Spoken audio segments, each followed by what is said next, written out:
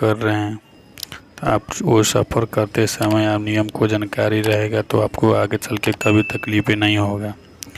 मान लीजिए आपका घर से निकले, आपका गाड़ी छूट गया तो वो घबराने की कोई ज़रूरत नहीं है।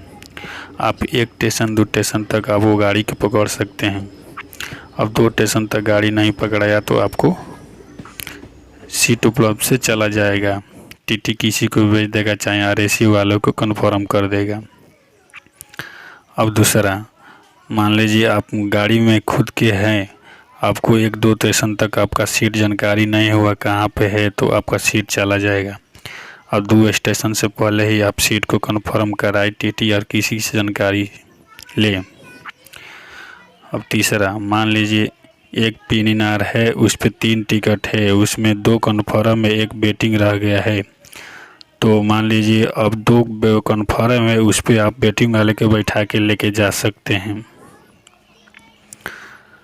मान लीजिए चौथा, आपको कन्फर्म सीट चाहिए, आप वेटिंग निकालें, आपको कन्फर्म सीट चाहिए तो वो भी आपको मिल जाएगा।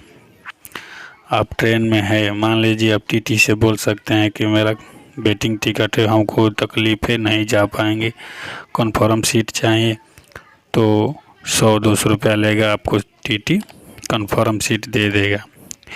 1 स्टेशन 2 स्टेशन तक आपको देखेगा, आपको कन्फर्म सीट मिल जाएगा, वो दे देगा। कितने की गाड़ी छूट जाता है, मान लीजिए किसी कितने तकलीफ़ होता है, मतलब वो उतर जाते हैं, इसके लिए आपको सीट कन्फर्म दे देगा। मान लीजिए आप ट्रेन में जा रहे हैं, आपको पास पैसा नहीं है तो आप ही सफ़र कर सकते हैं। मान लीजिए जनरल बोगी में ढुक जाइए, आपको वहाँ से टीटी आएगा, आपको जांच करेगा, आपको टिकट नहीं है, रेलवे काउंटर अधिकारी से बात करेगा, आपको 12 घंटा के लिए रखेगा। 12 घंटे के बाद आपको साइन मोहर मार देगा, आप बिना पैसे के सफ़र कर सकते हैं। पाँचवा, मान लीजिए आपका वेटिंग टिकट है, वेटिंग टिकट में आपको नाम वाम गलत हो गया है तो आप मतलब सफ़र कर सकते हैं। आपको कन्फर्म सीट है, उसमें नाम गलत हुआ है तो आप सफ़र नहीं कर सकते हैं। आप उसमें मान लीजिए डेट ऑफ बर्थ साल भर का डिफरेंस है तो आप सफ़र कर सकते हैं। 2 साल का डेट ऑफ बर्थ डिफरेंस है तो आप सफ़र नहीं कर सकते हैं। आपको कन्फर्म सीट में आपको करेक्ट होना चाहिए, साल भर का date of birth confirm difference चलेगा।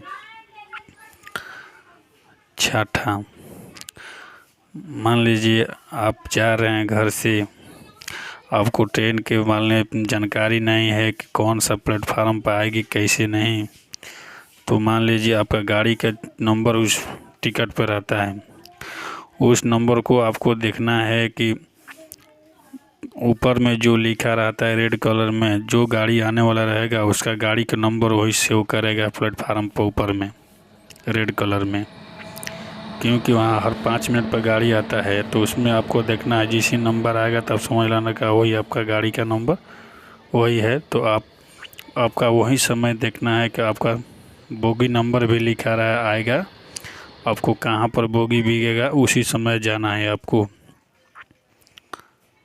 चलिए इतना जानकारी।